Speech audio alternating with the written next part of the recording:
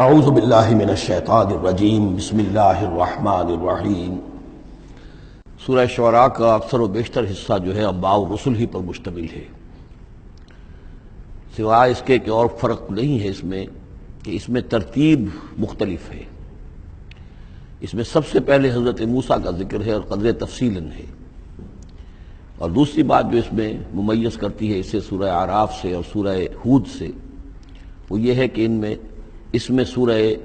حضرت ابراہیم کا تذکرہ بھی موجود ہے اور خاصی تفصیل سے ہے،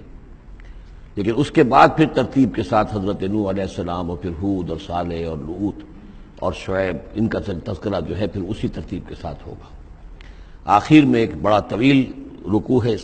سورہ مبارکہ کا، جس میں خطاب حضور سے ہے اور گویا کہ حضور کی وساطت سے جو بھی اس وقت مسلمان آپ کے ساتھ تھے۔ وَإِذْ نَادَىٰ